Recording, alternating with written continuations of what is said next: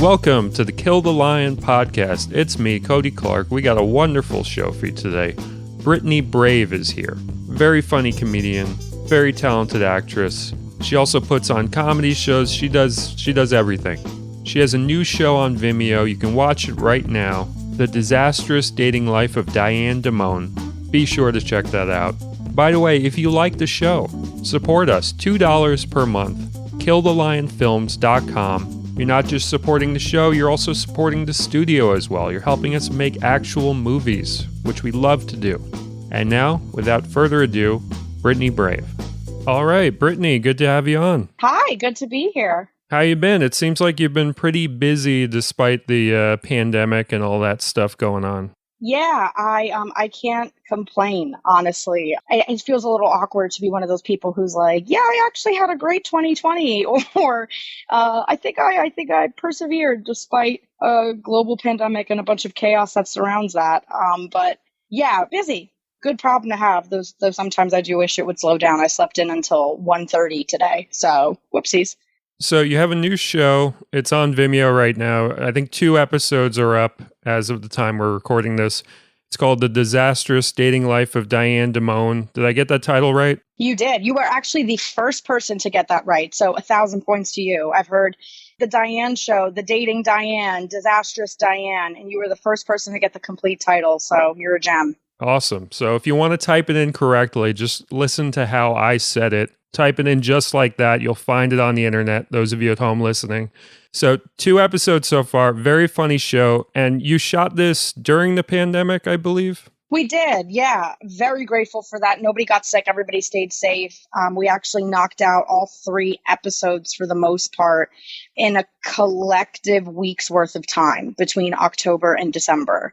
And between BTS, some extra content, and all 3 episodes. Yeah, it was less than like 7 days it took us to do it. I know you understand the hustle of an indie filmmaking team and production company, but yeah, we're super proud. You know, A, of the episodes, and B, yeah, to have been able to pull this off when literally everything was against us is great. Yeah.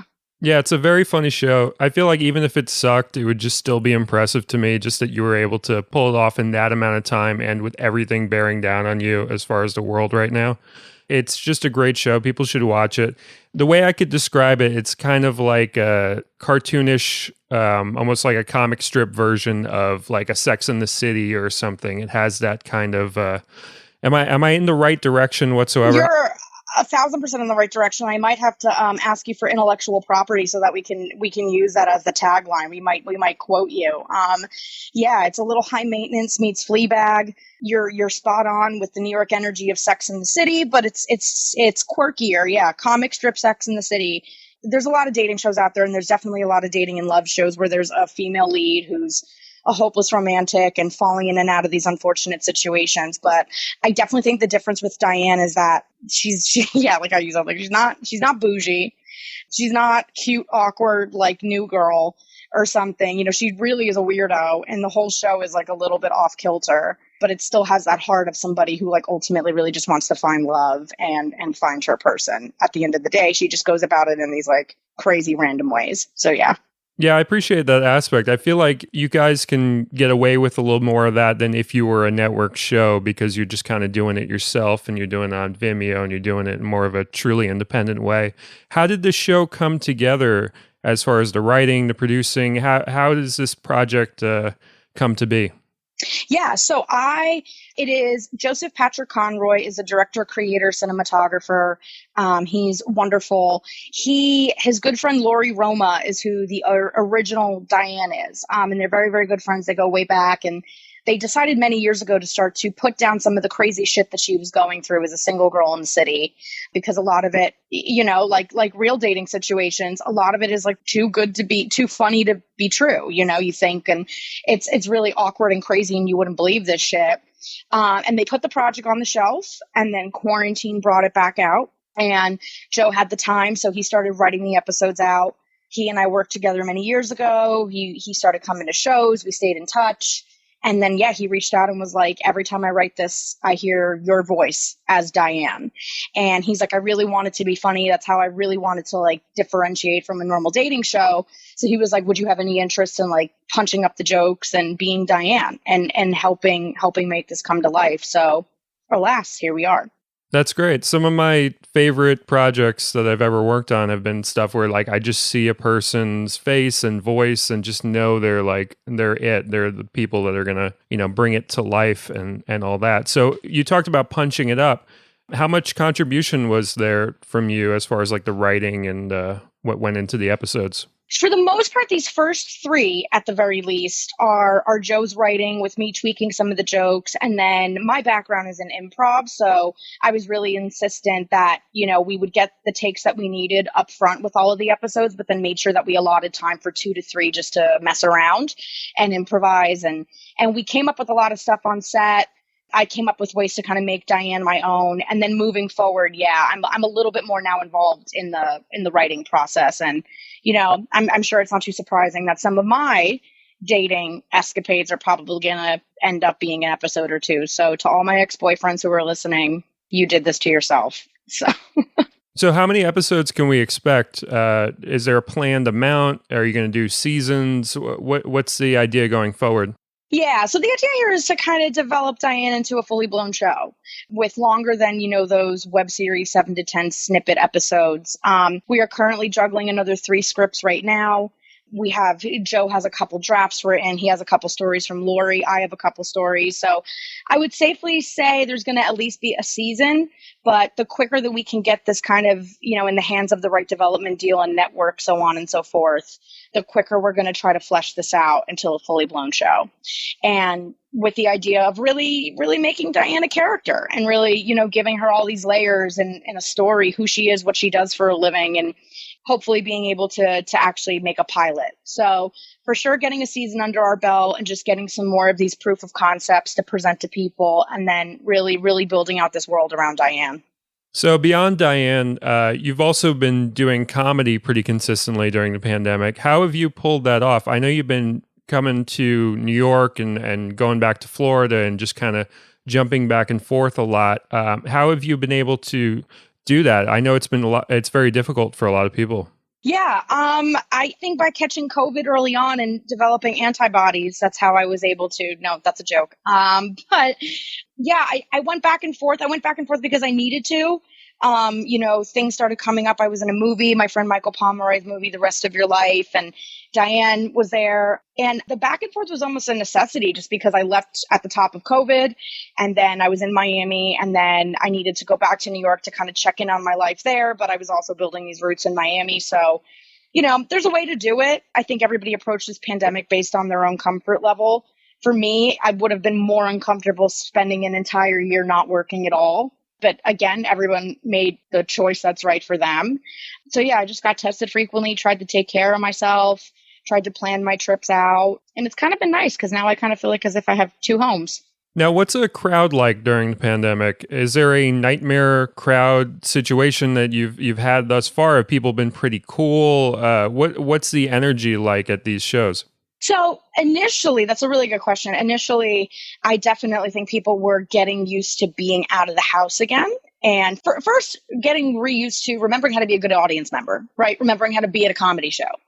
Number 2, the comedy shows people were going to were on roofs and in parks and in these really unnatural kind of circumstances almost, And then number 3 is, just getting used to being out of the house and being a normal human being and socializing. And everyone's a little scared. Everyone's a little paranoid. So I feel like the crowds went through all these waves. Like they were a little quiet and awkward. And, as comedians, we're a little rusty ourselves as well, too. So that kind of contributed to it.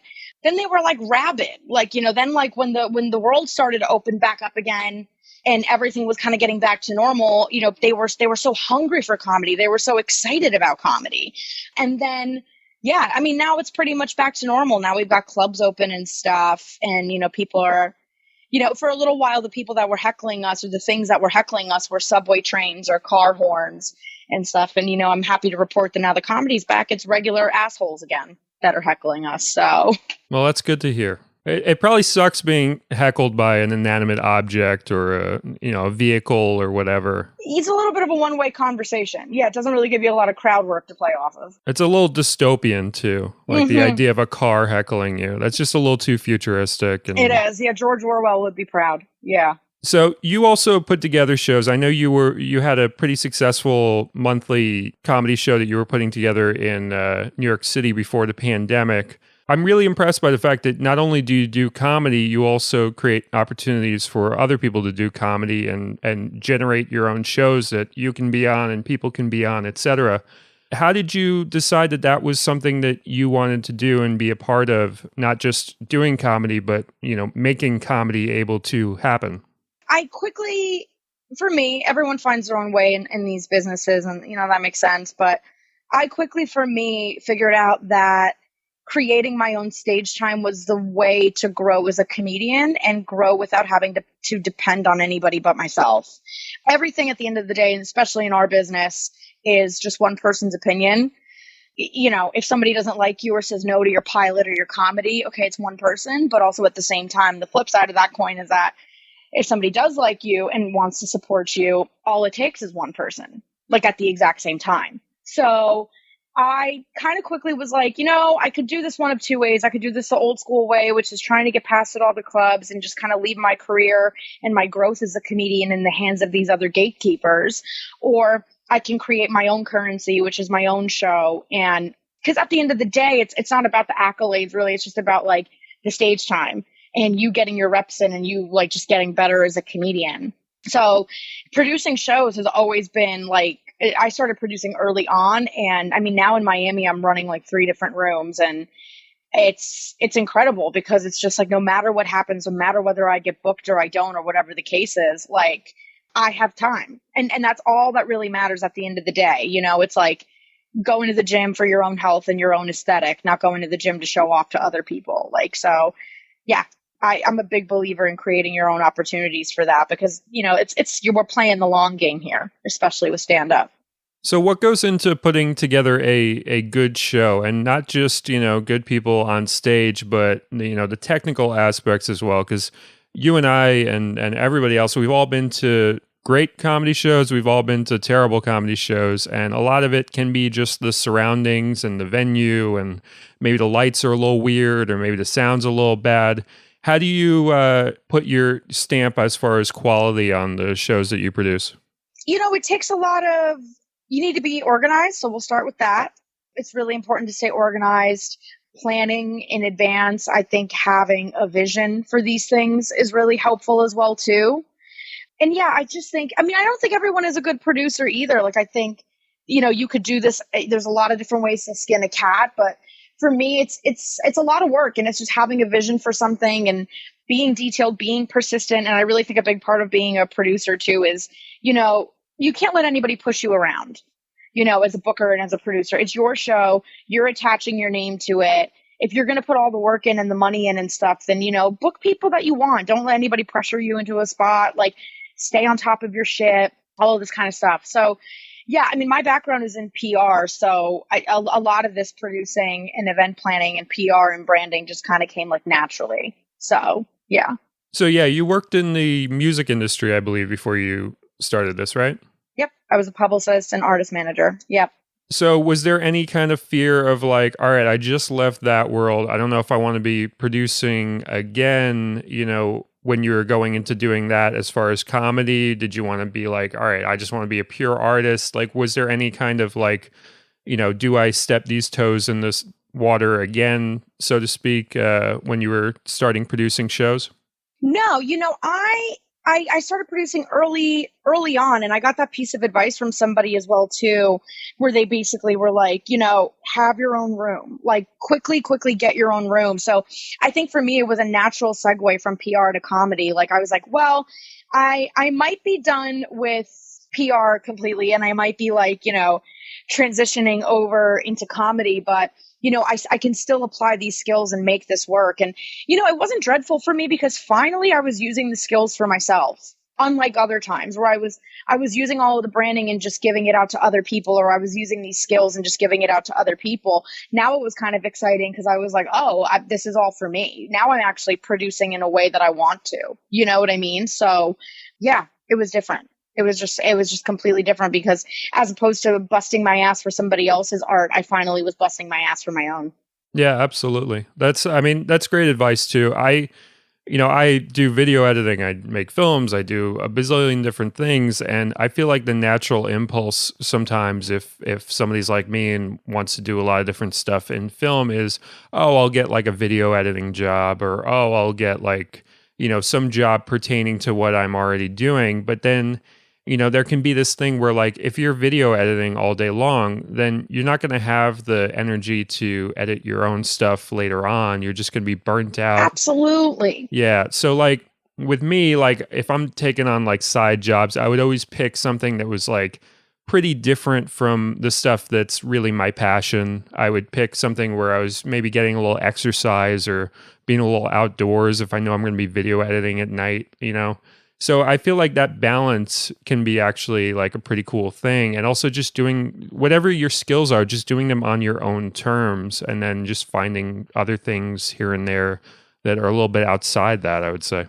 100%. I think that's why I was able to do, when I did PR, there was sometimes that I did some PR for comedy related things. Like I worked in an agency at one point where I was involved on things that were, Comedy Central related, True TV related, like things that were like tangential to comedy. And I was really like resentful and bitter. Like, like I didn't want to be involved in that. I didn't want to be behind the scenes. So I think the reason why I was able to do PR for music is because, how you said, it was something that was so far out of my skill set that I was curious about it. I was excited about it. It was going to help me like flex my muscles. But there was only so long I could stay in PR, like having to be on calls all day and write press releases and push myself so hard for other people's art is draining. And then, I tried doing it in the beginning as I was weaning my way out of PR and into comedy. And then I was exhausted. I was trying to turn my brain off and go to open mics or go to shows. And I was like dead tired on Red Bull. Like my mind was on the conference calls I had to do the next day. So there's something to be said too, I think, with artists when you throw that safety net to the wayside. I think something changes. Like you have to do it and you have to let it go. And it's scary financially and security wise for a while, but it always pays off because I think it kind of forces you to like freaking do it, and sink your teeth in. So you mentioned press releases. I found that that's something that it doesn't really get into the kind of knowledge of peers of mine, truly independent filmmakers that I talk to on here or elsewhere. People just don't know about press releases if they're artists. If they're not entrenched in any version of a studio system, they just don't understand how important they can be.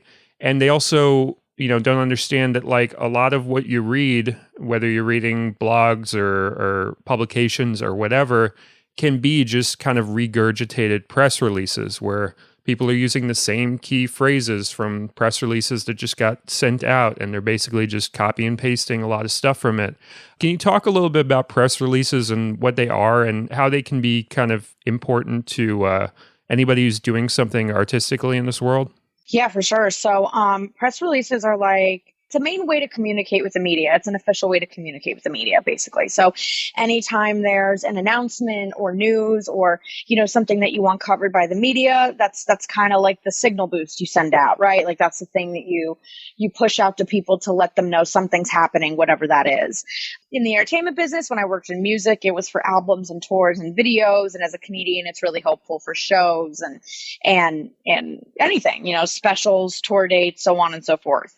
But yeah, it's all of those things. Like, as a creative, it's really important to have your business stuff in check. And then I think also too, if you're very business minded, like, I feel like the two of us really are, then it's also hard. You also have to make sure that you're turning that side of your brain off enough to leave room to be creative as well. But yeah, press is key. It's more than ads, more than anything else, more than social media. When the time is right, making sure you're building those relationships and you're getting the word out about all the cool shit that you're doing, but you're getting the word out in the right way. Yeah, I'll have to shout out my friend Greg DeLiso. He's a fellow filmmaker. He's the one who really hipped me to press releases in general. And when he did, it was almost like he discovered like a cheat code. It felt like in this great big video game that we're playing of life, press releases are this cheat code as far as like getting your stuff out there because, we can feel so lost as filmmakers, as artists, as far as like, oh man, nobody's noticing my stuff. And you kind of have to play the game a little bit on the game's terms. And press releases are kind of what makes the world go round in that regard. And once he started doing press releases, he noticed a big change and he was like, oh, okay, now people are actually talking about my stuff. I had to speak in their language, so to speak.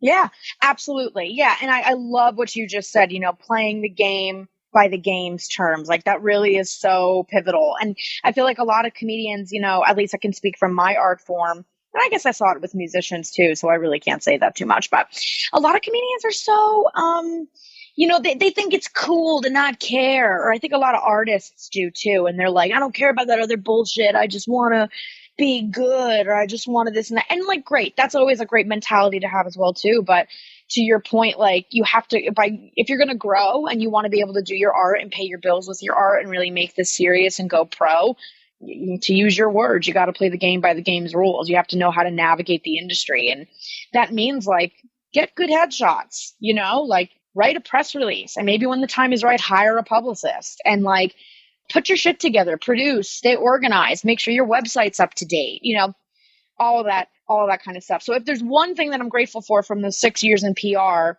that I can go to bed at night and know it wasn't a complete waste is it gave me that business sense, and it gave me that leg up in that way. Yeah, in a sense, it's like picking up after yourself. It's like, making sure your surroundings are clean and orderly in that, like, somebody's going to have to write the press release at some point. At some point in your life, somebody's going to have to do that. And, if you are a creative and you want a lot of autonomy and you want a lot of control, why not it be you? And why not you, flex those muscles or at least build those muscles and get some practice as far as doing that? Because, somebody's going to have to at some point. It's just like somebody's going to have to pick up after you. I feel like artists in general, I love artists. I am an artist. This is all with love. But like artists in general, they can be a little sloppy with what they're putting together as far as, what their life's work is. It can get a little bit sloppy. And a lot of times if you have a manager or an agent or a publicist or whatever, they're just cleaning your mess. They're just kind of doing that. And you can do that. You can do that for free by yourself. You don't need to hire somebody to do that. Especially if you're frugal as far as a filmmaker or an artist, it's inexpensive. All it costs is time and maybe reading a couple articles to do that legwork yourself. I couldn't agree more. And to your point about cleaning up a mess, like then if that's what's happening, then you're never moving forward. And then you're paying for a publicist or you're paying for these services where if you can figure out these basic things and take care of some of these things on your own and understand how the business works, and you're going to pay a publicist to do the right things, which is to make proactive pitching for you and proactive choices for you. You know what I mean? Like, and then it's as opposed to what you said, which is like, oh my artist forgot a gig again or didn't get me the info in time. So now we're 10 steps behind on the press release and whatnot. And when I was in music, I found that to be the best clients to work with, and the people who succeeded the most are the ones who did a lot of their business stuff early on their own, because the best way to win the industry is to know the industry. Not to say you're going to do it correctly, not to say it's going to always be successful. You got to fail like anything else to learn. But the artists that had the bargaining power at record labels were the ones that did it on their own for a couple years, did their own press, booked their own tours, did their own shit. And then they were able to kind of go to a record label and be like, so what can you do for me? And then they had this like insane, incredible power of being like, I kind of know how the business works a little bit. I'm not saying I know everything, but you're not going to pull wool over my eyes. Like, I know the industry and I've navigated it a little bit myself. So what are you bringing to the table, kind of thing? And I think it's the same for comedians. Like, do your own shit, build your own currency, so then when you grow, it's just practice so that you can make these marketing and branding choices on an even bigger scale. Yeah, it's a lot like relationships in general, or, some guy who wants a girlfriend, but, you kind of have to meet people halfway in anything in life. If you do like a modicum of like personal hygiene and grooming and, these things in life that just meet the stranger halfway, you'll find a lot of success, whether your career, dating, etc. You just kind of have to meet people halfway. Most people will meet you there if you meet them halfway, I feel.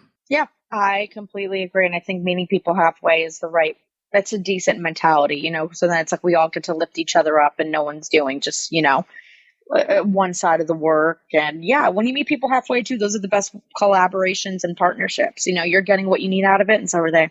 All right. So how we met was, we worked on my film Strummer together. I believe I found you on Backstage, but we did have some kind of mutual friends in common that we discovered. As far as first impressions go, I feel like the second we kind of locked eyes on each other, we just kind of knew that both of us were not bullshit, that both of us were just kind of professional and we're going to do a good job and all of that. That was my impression. I would like to hear your impression because you're the first person that I've had on the show that's somebody that I've really worked with in one of my films. Can you give kind of the other person's side of like what it's like to work with me or whatever? Yeah, 1,000%. I couldn't agree more. And I'm very much so on the same page. I mean, it's kind of funny how we connected because we connected, like through online. And, those can always be, as as we both know, you meet a lot of people online and you don't really have a lot of context. But I think, you're such a talented director, cinematographer, you're talented at casting. So I think you knew what you wanted and you knew how to like seek out the right talent. And yeah, then when we met, I think our work ethic, we respected out of each other, our commitment to our craft, the way we wanted the project to be, at all costs as good as it can be. And those have become my favorite relationships, that I've made over the last few years is, there's people you can have fun with. That's great. There's people that you can enjoy in other capacities. But anytime I get to collaborate with people, those are like the richest relationships for me. And those are the people that, like yourself, become good friends, because what's a better way to trust somebody than to out the gate be able to be like, hey, here's a baby of mine, here's a project of mine. It's almost like babysitting in a way, like, and that's such a quick way to bond with people. Like, I trust you enough to be involved on something I take really seriously and to build something with you, even if I just met you through Backstage or I just met you at a casting call or something. So and that's, I think the friendship comes afterwards, because if you can work together like you and I could and like trust each other and lift each other up and count on each other, then it's like, don't you already have like half of the battle won already? Like it's like, that's, now from there on, everything is additive, the camaraderie, the friendship, the fun, everything else.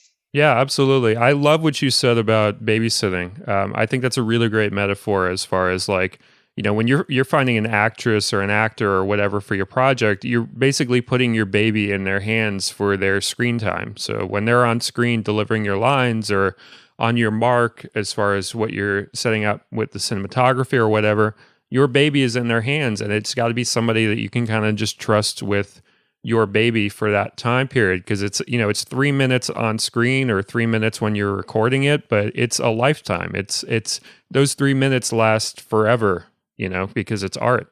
Yeah, absolutely. And it's a career. A career is never a shot in the box thing. I don't think anybody can be canceled quickly, and I don't think anything takes off in a shot in the pan or whatever that saying is. And I mean, some things do, but I don't think that's artistry in a real career. So you're absolutely right. Like, that's another piece of advice to artists, or that things I see comedians fuck up with all the time, and musicians, that I'm like, gotta understand, like, the things that you think are no big deal or chill right now, like, have really long-term implications. like you're building a career, and like, yes, you can move past things, and yes, people get over things, and some things work and take off, and some things aren't that good. Of course, it's a body of work and whatever. But, if you're building these things correctly, the choices you're making now are going to influence the next projects you're involved on. Those projects are going to influence the next projects, and, so on and so forth.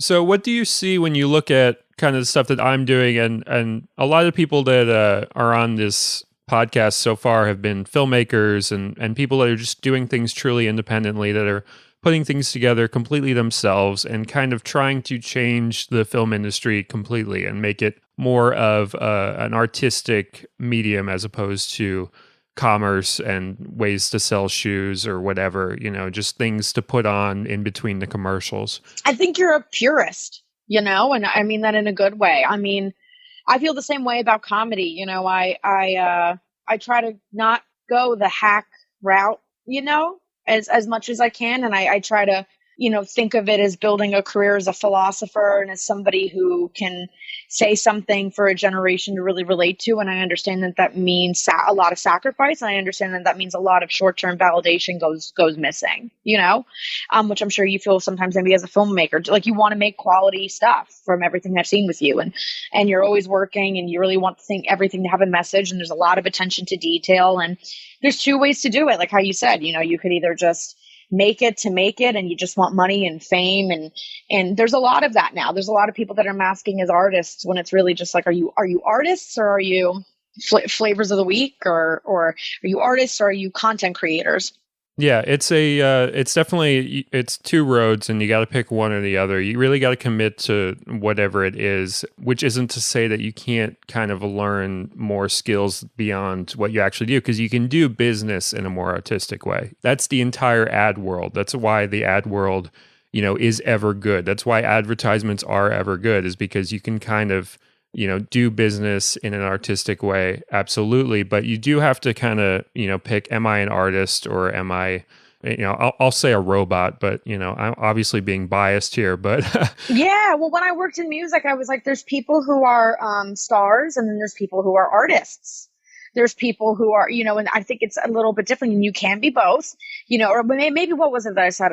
You know, I said something different, like, with music. And I mean, I feel that way about comedy. I think there's comics and then comedians. You know, I think comics, there's nothing wrong with this, by the way. Like, but comics have a very, like, I just want to be a working comic, and whether fame comes or not is fine, or, you know, they're just content with. And then I think I do notice it with my peers that there's a difference. There's people who are like, no, I'm really trying to say something here, and I'm really trying to be careful about like what I put out. And that means I sacrifice laughs sometimes. That means I don't always get booked, or like, I understand I'm not going to be everybody's cup of tea, but it might take me double as long to build my audience, but I'll get there. And when I get there, it's going to be the right people and the right messaging.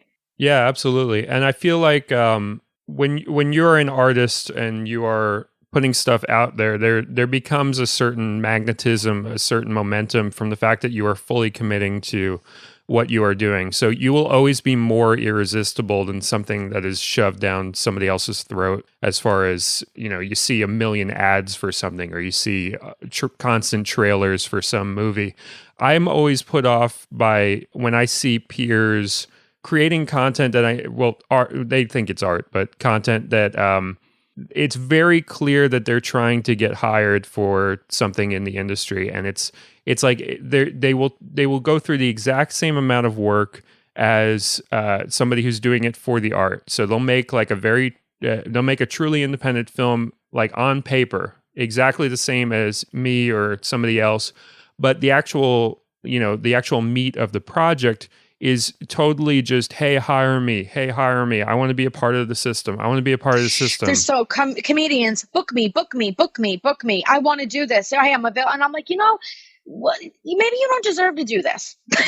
You know, maybe you're not the right fit for this. And also, like, I completely, getting hired and getting booked is like, a lot of it is ego at that point. Like, so I think you just want to get hired to get booked so that you can validate to yourself that you're worthy of getting booking. When really at the end of the day, it's about, like how I said about producing, like seeking out your own projects, making your own stage time, stuff like that. Cause you just really want to be best at what it is you're doing, versus like, I didn't get booked, womp womp, I must not be good. Like that, artists really aren't that egotistical. Like that means that the focus is entirely on you and your ego and your gain. And if you're going to be an artist and you're going to make something that's going to change a generation, like, you have to at some point realize it's really not about you. It's about the people who need to hear certain things, you know? Yeah. So someone who I've noticed has weathered the pandemic well is someone you're familiar with, which is Mark Normand, who... Love him. Seeing him this weekend at Miami Improv. Fantastic. He's been putting out great stuff on YouTube during the pandemic. I don't know if you've seen a lot of it, but, you know, he just kind of keeps doing stuff. And he also has this kind of naked quality to his work where, like, he'll just upload, you know, some video of him just trying out new stuff. And it's just like, I forget who says the term. I know Penn Jillette kind of like popularized its usage, but the purpose of art is to stand naked on stage. That's just a quote. I don't think he's ever been able to source the actual place where he found it, but that's one of those quotes that just kind of stuck with me forever. And there has to be that little bit of nudity to your work. It doesn't have to be literal nudity, but it has to be some aspect of yourself that is truly being shared. And when people see that, they're like, all right, well, I can trust this person. I can go on this ride with this person because I feel like I'm a part of something now, that like somebody shared something with me. It's like a reciprocity thing, where like you give a little bit of yourself and the audience will give a little bit of themselves too. They'll meet you there. It's building comfort. It's building trust. It's absolutely. Yeah, it is.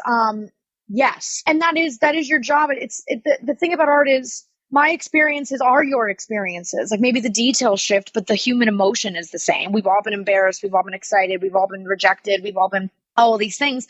The difference between, me as an artist and you as a consumer or a non-artist is that I have this ability and this willingness and this bravery and this inclination to be naked and talk about it. And maybe you don't, and that's okay. Like your talents lie elsewhere, but that's the difference between artists and everybody else. The commonality is there. We all go through the same things and feel the same things. That's why art is a thing. It's universal.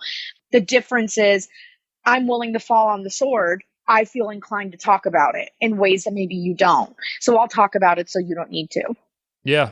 And the most praise and the most like honest and awesome praise I've ever gotten in life has been when I do something that's on some level a little bit daring and impressive, and is something where like I can kind of blow people's minds, like I'm a skateboarder doing some like crazy skateboard trick, and like some person who would never attempt that ever in life is just like, wow, man, that was like really incredible. Like I shot an entire movie in 10 hours. That's one of the things that I've kind of like crossed off my bucket list. And that's one of those things where like, it's like doing a 900 on a skateboard. It's like any kind of seismic event where like, if I do it, then suddenly kids are going to realize that it's possible, and they'll grow up in a world where like, yeah, I could shoot a movie in 10 hours. Maybe I could shoot a movie in 5 hours, etc. Yeah. It's like, you need those people that are just going to actually do the thing so that future people just think it's old hat that you even can do it. They're like, yeah, of course you can shoot a movie in 10 hours. But you forget that like before I did that, people were like telling me, no, you could never do that and shit. It's why I do it for, I think that's one of the biggest things and one of the biggest upsides to having female comedians, because, we had generations of, and this is the only time I'll use the term female comedian because I really hate it. I really think just all comedians are comedians. But, we do come from a society where having women on stage, women just straight up weren't allowed on stage, or, we're forced out, or, we grow in society as being told we can't be gross. We can't talk about poop. We have to be quiet and be pretty and be polite and be all of these things. So I think, that's one of the joys in being, that's one of the things I will say in being like a woman on stage that I'll definitely say. Is that because usually I look at myself as an equal with men or however anybody identifies, I do. But it is kind of nice that little girls can see me on stage and they can be like, I can do that. Like, the same way they see doctors and astronauts and things like that, because that's what's going to resonate. They're going to look at somebody who looks like them and they're going to say, oh, wait a minute. So this is an opportunity for me. Whereas I think in many, many generations past, little girls didn't see older women on TV, or if they did, they only saw a handful of them, like Gilda Radner and Lucille Ball, and like, who are icons and stuff. So I think, it's the same way, like, black, white, women, men, like however people identify, just you doing the act of it is already, people are going to be like, oh, it is possible. The generations ahead, it is possible. I grew up seeing it, so it must be true. Absolutely. And I feel like whenever you're going to attempt something in life, instead of framing it in your mind as like, well, nobody's done this, or not enough people have done this that I feel comfortable doing it, or whatever, you have to remember that like, okay, if nobody's done this, or if not enough people have done this, then by me doing it, I can be, the reason why more people do it. Absolutely. Or the reason why it's a thing to be done. Like I'm 33 years old.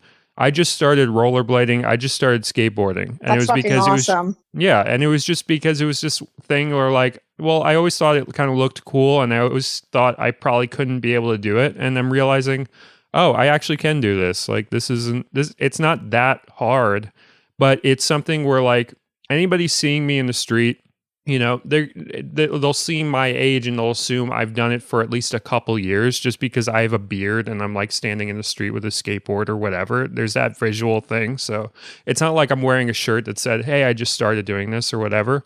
But at the same time, if somebody finds out, hey, I just started, then they're going to realize, oh, I could start too or whatever. It's just like people frame these things as like disasters in their minds, like if they do something that nobody else is doing. But it's like, man, every time I've done that, it's just like people are just so happy to see it and happy to know that something, at least somebody's doing it, and then it just knocks down doors in their mind for like whatever they want to do, whatever they want to attempt. For biases. Yep, absolutely. Yeah, that's a big thing. And to your point, like I see your point of it as like I just started and like working your age into it, but I actually think the implicit point that you're making here is that it shouldn't matter how long you've been doing something. Somebody just gave me that piece of advice about stand up. They were like, never tell anybody, don't even talk about it.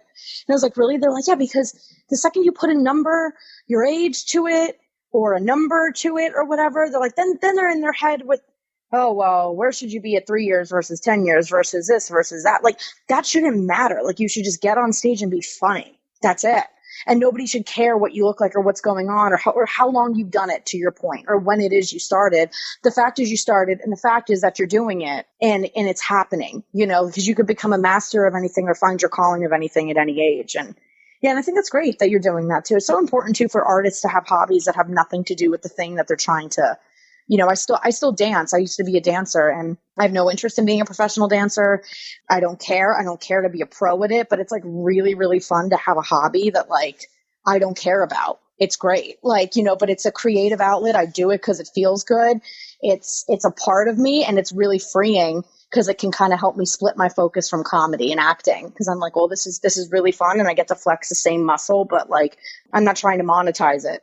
I can still just enjoy it for what it is. Yeah, absolutely. And also, like, until you start doing the thing, you don't realize how much skills you already have towards it that you didn't realize were skills towards it. So, like, maybe you're starting stand up at 30 or 40 or 50, but you have creative writing background in some capacity, and that's going to give you a little bit of a leg up and make it a little easier for you to do comedy, as opposed to somebody who's starting out at like 16 or 17 and has 0 years of creative writing experience or 10,000%. whatever. Yeah. So like the whole thing of like, oh, you need to put in like 10 years at least to be a good stand-up comedian. It's like, well, you're not counting all the other skills that go into any one thing that you're doing. So you're not counting the fact that like, man, it's just it's like a rocket ship to success if you have any ability to write a sentence whatsoever and really make sure it's concise. Yeah. As a comedian, it's just like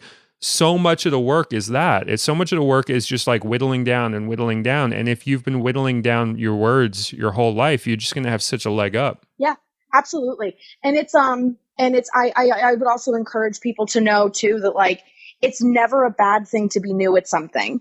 So if somebody says, oh, they're new, the context and the stigma associated with that is, oh, they're new. Well, they just started. So, like that gets talked about a lot in stand up. And like, I know people who have done it for years who have never figured it out and found their voice. I know people who just started who are fucking awesome, so never let new be they're new. Okay. Yeah, maybe you're right. Maybe I am technically new to this. All right. You got me. Factually speaking, I haven't done stand up for 10 years. Okay. That's, what's the point? What does it matter? Being new at something is exciting. It should be exciting and awe-inspiring. And you have all this potential and momentum and interest in wanting to do it, so never be insulted if someone's like, oh, you're new. Oh, she's new.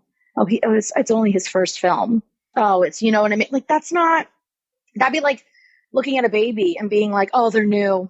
They were just born. So they don't know. And they have their whole lives ahead of them, literally. So. Yeah. And they also have the wisdom of not knowing, which pretty much every faith and every religion and every spirituality is like, in order to know anything truly, you kind of have to empty your mind in some capacity, whether it's meditation or whatever. You just kind of have to connect to a place of not knowing and non-judgment. And, when you're new at something, you don't have all the bullshit in your head of like, I can't do this type of thing, or I can't approach it from this angle or whatever. It's all fresh. And so you might hit on something that somebody 10, 20, 30 years in is going to forget is possible, or never learn that it is possible or whatever. But I think we're very much on the same page with a lot of stuff. I hope this episode is very helpful for a lot of people. Before we close out, we're going to do a little thing here, which if you've heard the episodes before, is called Stupid Questions. Are you ready to be asked some stupid questions? Yes, I ask them myself every day, so no question is stupid to me. Let's do it. Perfect. All right, first stupid question. Your name is Brittany Brave, right? Mm-hmm. Any relation to the Atlanta Braves? No. I wish. I think I'd be more financially well off. So no relation. Okay. All right. Next question. Your name is Brittany Brave, right? Yeah. How's it feel to have alliteration? Because I've enjoyed having alliteration in my life. My name is Cody Clarke. I've enjoyed it. How have you enjoyed alliteration? That's true. You do have alliteration too. I have enjoyed it. I have to say, I think it's the kind of thing that I wouldn't have known to have asked for or requested, but I do feel fortunate to kind of have had a stage name basically fall into my lap. And just about ever since like middle school, people have kind of introduced me as Brittany Brave, as if Brittany Brave is one word altogether. So I'm grateful for it. I think it makes it a little bit memorable. I think it opens up a new channel for nicknames. And yeah, I know a lot of people don't believe it's actually my real last name, but I mean, it's kind of cool now to have a career in entertainment and have a name that sounds like you have a career in entertainment, right? Can't complain.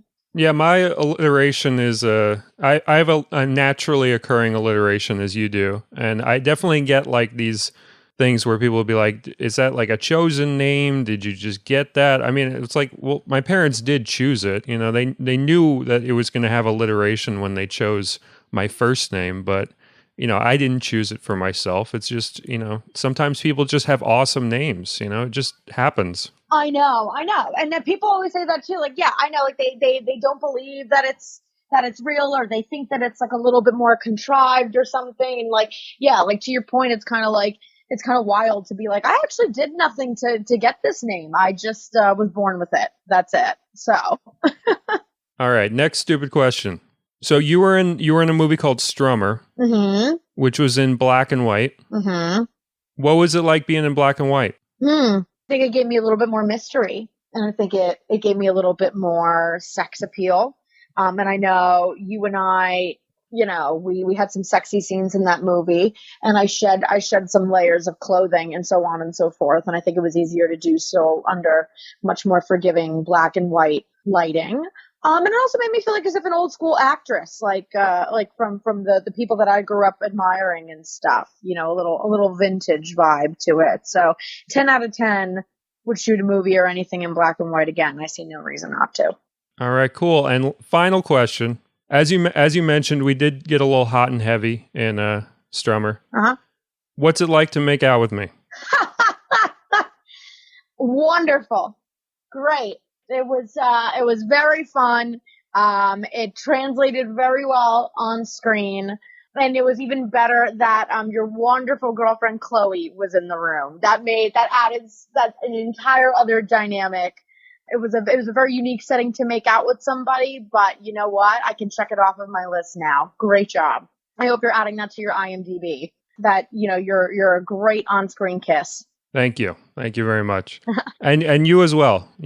Thank you, boys, single boys out there, please listen. Thank you, Cody. This is really giving my my love life a signal boost. I appreciate it. Anything I can do, of course, anytime. All right, so Brittany, it was great having you on. Love talking to you. Everyone, please check out her show, The Disastrous Dating Life of Diane Dimon. I got the title perfect again just then. Got it right at the start, got it right at the end. And watch Strummer and watch anything else she's in. Just, Google her name. Just, go through everything. Yeah, I'm pretty sure it won't disappoint. So, I'm only early in my career, so give me time to make something that'll disappoint you. But so far, so good, if you ask me. All right. Take care. All right. Take care. Thank you all for listening, and if you enjoyed the show, as we said before, $2 per month, killthelionfilms.com. That's all it takes to support us. You're supporting not just the show, you're supporting the studio as well. You're helping us make movies. See you soon.